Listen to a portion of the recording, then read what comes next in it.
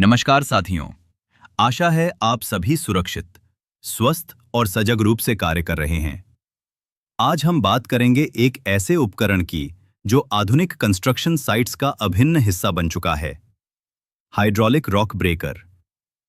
विशेषकर टाटा हिटाची द्वारा निर्मित मॉडल, और इसका उपयोग हम कर रहे हैं पाइल फाउंडेशन कैप ओपनिंग के कार्य में।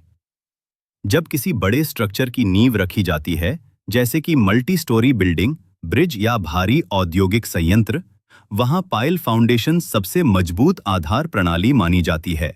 पाइल्स के ऊपर एक मोटा, मजबूत कंक्रीट कैप डाला जाता है, जिसे हम पाइल कैप कहते हैं। यह कैप पाइल्स को एकजुट कर फाउंडेशन को लोड ट्रांसफर करने में मदद करता है। लेकिन जब हमें उस कैप के नीचे स्ट्रक्चरल कनेक्शन के लिए एंकर बोल्ट, कॉलम रीइंफोर्समेंट या बीम इंटरफेस तक पहुंचना होता है, तब उस कैप को हटाना अनिवार्य हो जाता है। यही काम हाइड्रोलिक रॉक ब्रेकर करता है, सटीकता, ताकत और सुरक्षा के साथ। Tata Hitachi hydraulic rock breaker विशेष रूप से इस प्रकार के भारी कार्यों के लिए डिजाइन किया गया है।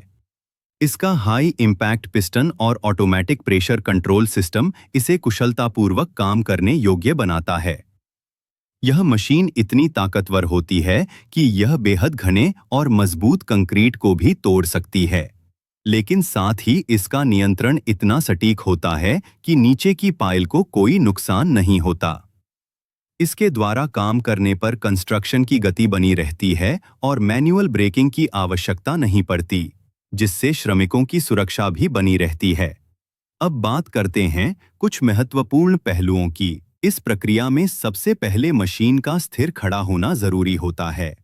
मशीन को ऑपरेट करने से पहले साइट को बैरिकेड किया जाना चाहिए, ताकि कोई भी अनाधिकृत व्यक्ति पास न आए। ऑपरेटर को प्रशिक्षित और लाइसेंसधारी होना अनिवार्य है, और सभी पीपीई जैसे helmet, face shield, year protection, safety shoes आदि का इस्तेमाल किया जाना चाहिए। इसके अलावा कार्य शुरू करने से पहले यह सुनिश्चित करें कि सभी यूटिलिटीज जैसे कि रेबार, केबल या पाइप पहले से चिन्हित हैं, ताकि ब्रेकर की हिट से कोई अनचाही क्षति न हो।